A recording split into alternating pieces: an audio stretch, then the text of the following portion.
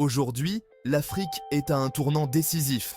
Imaginez un continent où chaque pays maîtrise ses industries, crée des emplois et se libère de sa dépendance aux importations. Cela ressemble à un rêve. Pourtant, l'industrialisation de l'Afrique n'est pas qu'une aspiration, c'est une nécessité. L'heure n'est plus aux plaintes, mais bien à l'action. Maintenant, plus que jamais, c'est le moment d'agir. Alors, quels obstacles empêchent ce rêve de devenir réalité? Et comment les surmonter? Restez avec moi pour le découvrir. Et avant de continuer, n'oubliez pas de vous abonner pour ne rien manquer sur le développement de l'Afrique. C'est parti!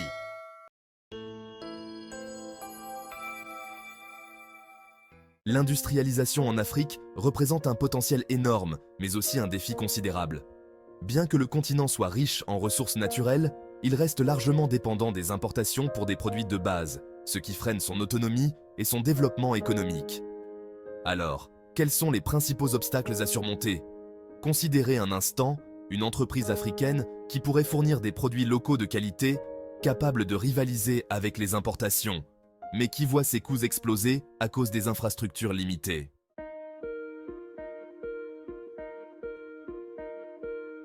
Aujourd'hui, seulement 43% des Africains ont accès à l'électricité selon l'Agence internationale de l'énergie, alors qu'en Corée du Sud, un pays autrefois pauvre, le taux est de 100%. Là-bas, l'investissement dans les infrastructures a transformé l'économie en quelques décennies. En Afrique, les coupures d'électricité fréquentes réduisent la productivité et les routes mal entretenues compliquent les déplacements et le transport des marchandises. Lorsqu'une entreprise perd en compétitivité simplement parce qu'elle ne peut pas garantir des délais de livraison, cela entraîne une cascade de conséquences négatives. Les clients s'impatientent, les contrats sont rompus et tout le potentiel s'effondre faute de routes et d'énergie fiable. Vous voyez l'ampleur du défi? Et ce n'est que la surface.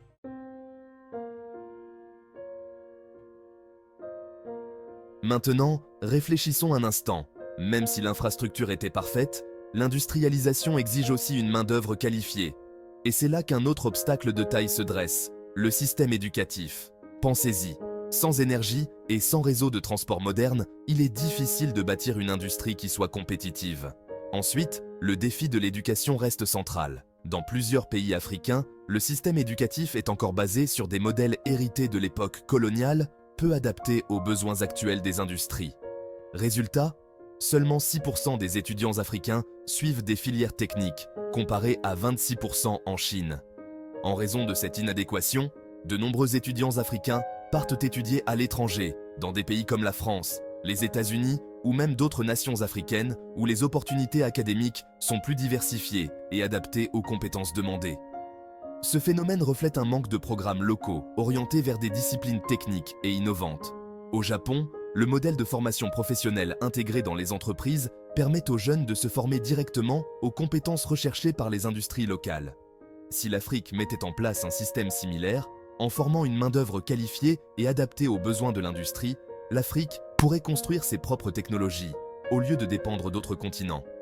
Si chaque jeune Africain pouvait accéder à une formation adaptée aux besoins du marché local, ce serait un changement qui pourrait transformer l'Afrique. Et pourtant, nous n'y sommes pas encore. Alors, que faire?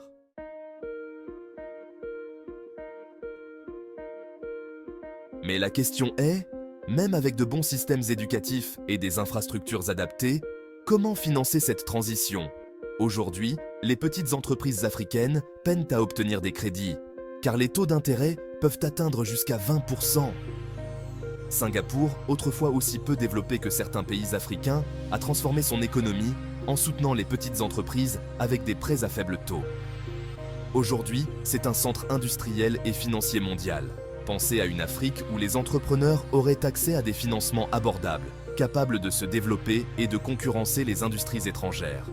Prenons l'exemple d'Aliko Dangote, dont la raffinerie est la plus grande du continent et figure parmi les plus grandes au monde. Malgré des obstacles importants avec l'État nigérian, il a continué à se battre pour son projet, démontrant que la volonté d'industrialiser notre continent existe. Mais où allons-nous avec un gouvernement qui, au lieu d'encourager des initiatives comme celle-ci, leur met des bâtons dans les roues? C'est profondément frustrant et cela soulève des questions sérieuses sur notre direction en tant que société. Dangote n'est qu'un exemple parmi tant d'autres. Combien d'initiatives prometteuses ont été étouffées par des bureaucraties lourdes ou un manque de soutien institutionnel? Si nous voulons véritablement avancer et développer notre potentiel, il est crucial que les gouvernements adoptent une approche plus proactive, en facilitant l'émergence d'entrepreneurs locaux qui œuvrent pour le progrès économique.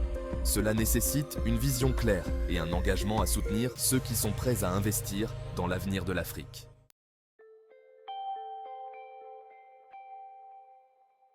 Face aux défis colossaux de l'industrialisation, l'Afrique dispose également de solutions prometteuses pour transformer son avenir économique.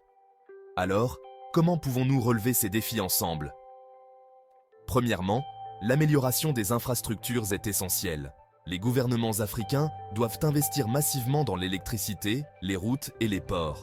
Par exemple, le Programme de développement des infrastructures en Afrique, PIDA, a identifié que seulement 33% des routes en Afrique subsaharienne sont en bon état, ce qui nuit à la compétitivité des entreprises. Lorsque les routes sont bien entretenues, cela favorise un transport rapide et fiable, et une électricité accessible pour alimenter les usines. Cela pourrait aussi attirer des investissements étrangers et stimuler la production locale.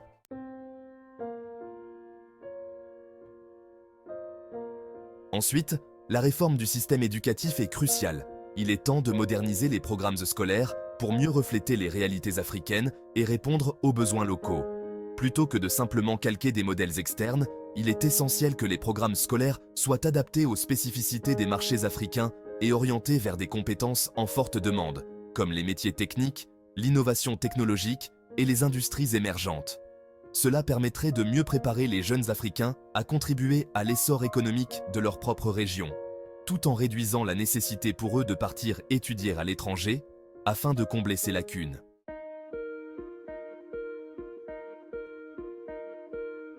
Puis, l'accès au financement pour les petites et moyennes entreprises, PME, doit être facilité. Actuellement, ces entreprises peinent à obtenir des prêts à des taux abordables, souvent jusqu'à 20%. En établissant des systèmes de financement à faible taux d'intérêt, comme ceux qui ont aidé Singapour à se développer, où les prêts aux PME sont souvent inférieurs à 5%, l'Afrique pourrait voir une floraison d'initiatives entrepreneuriales. Pensez à ce que cela signifierait pour des milliers de startups africaines qui souhaitent innover et croître.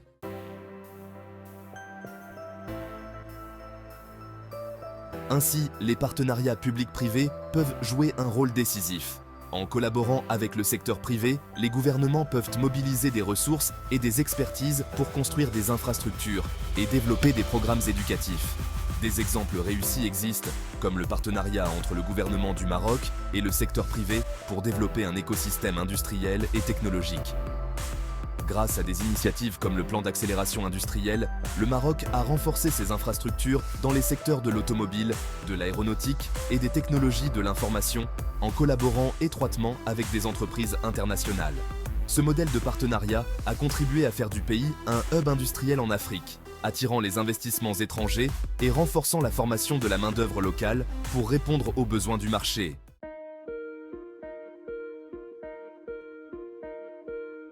De plus, l'adoption de technologies durables est primordiale. L'Afrique a l'opportunité d'intégrer des solutions écologiques dès le départ. Actuellement, environ 57% de la population africaine n'a pas accès à l'électricité. En investissant dans des solutions d'énergie renouvelable, comme l'énergie solaire, l'Afrique peut réduire sa dépendance aux énergies fossiles tout en créant des emplois locaux. Imaginez des usines alimentées par l'énergie solaire qui non seulement produisent de manière efficace, mais le font aussi de manière respectueuse de l'environnement.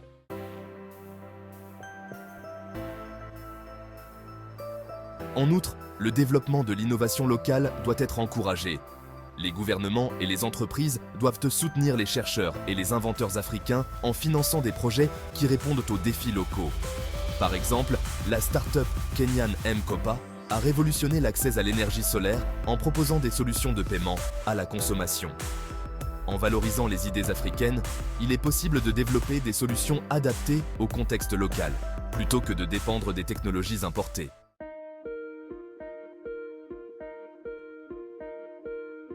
Par ailleurs, le renforcement des capacités institutionnelles est vital. Les gouvernements doivent être en mesure de créer et de faire appliquer des politiques favorables à l'industrialisation. Cela inclut la lutte contre la corruption et la mise en place d'un cadre réglementaire favorable aux affaires. Selon le rapport de la Banque mondiale sur l'environnement des affaires, des pays comme le Ghana ont réussi à améliorer leur classement grâce à des réformes audacieuses et transparentes. Visualisez une administration publique efficace qui soutient réellement les entrepreneurs locaux.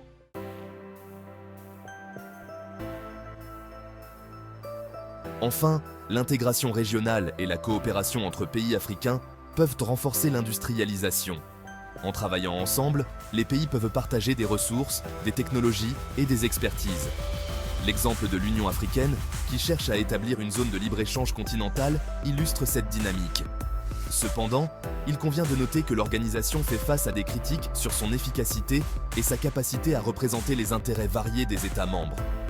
L'Union fait la force, et cela pourrait transformer l'Afrique en un véritable pôle industriel. Ces solutions, bien que ambitieuses, ne sont pas impossibles. En agissant collectivement, l'Afrique peut surmonter ces défis et construire un avenir industriel solide et durable. Alors, qu'attendons-nous pour agir ?